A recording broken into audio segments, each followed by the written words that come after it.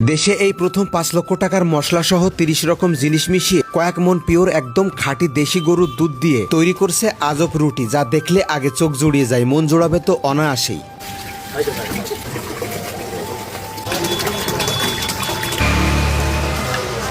এর ভিতরে সর্বোচ্চ দামি একটা মশলা আছে যেটার নাম হচ্ছে জাফরান।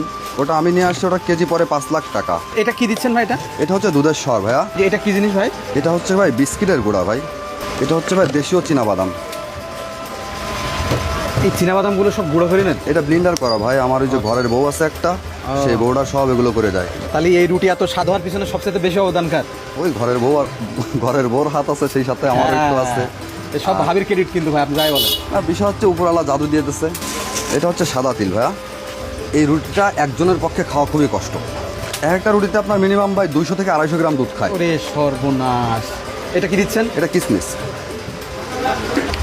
ভাই। এটা হচ্ছে পাম্পকিন সিড। হ্যাঁ, ওই বাংলায় যদি বলি কুমড়োর বীজ তাহলে এটা কেমন শোনায় না, এটা ইংরেজিতে বললাম আর কি। এটা কাঠবাদাম। এই বাংলাদেশে আপনার দেখা বা জানা মতে এত রকম জিনিস দিয়ে কেউ রুটি তৈরি করে? না, আমার এখনো আমি দেখিনি ভাইয়া। এটা হচ্ছে থাই বাদাম।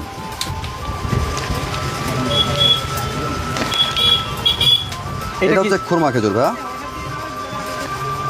ভাই দুধের সাথে খেজুর যখন মিশ্রণ হয় খুব সুন্দর একটা স্বাদ আসে। এটা হচ্ছে আখরোট বাদাম ভাইয়া। ভাই আপনি তো খুব দামি দামি জিনিস দেন, এগুলো এই আপনার রুটির রেট কেমন আসতে পারে? আমার এই এক একটা রুটির দাম পড়ে 100 টাকা ভাইয়া। এটা হচ্ছে তাল মিষ্টি ব্লিন্ডার। আমি রুটিতে চিনি ব্যবহার করি না। আর এটা হচ্ছে ক্রিম ছাড়া রুটি, যার কারণে এখানে কিছুটা মিষ্টির জন্য তাল মিষ্টির ব্লিন্ডার দেওয়া হয়। এখনো আছে ভাই? এখনও আছে ভাইয়া। ওরে সর্বনাশ! এটা হচ্ছে কফি। পেস্তা বাদাম ভাইয়া।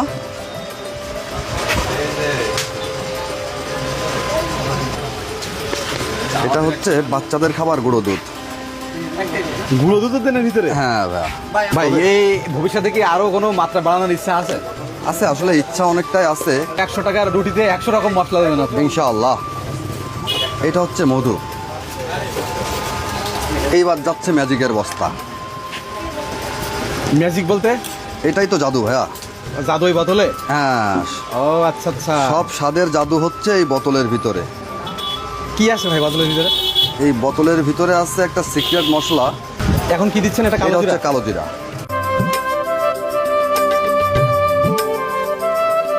আচ্ছা, এটা খাইতে হলে কই আসতে হবে? এটা আমাদের যশোর এয়ারপোর্টের পাশে ভেগোটিয়া কর্নিমোর বাজার। এখানে এসে কফিল্যান্ড দোকানটা বললেই দেখিয়ে দেবে। বিকাল 3টা থেকে রাত 1টা পর্যন্ত আমার দোকান খোলা থাকে। আপনার লাইফে এত রকম মশলা দিয়ে বানানো রুটি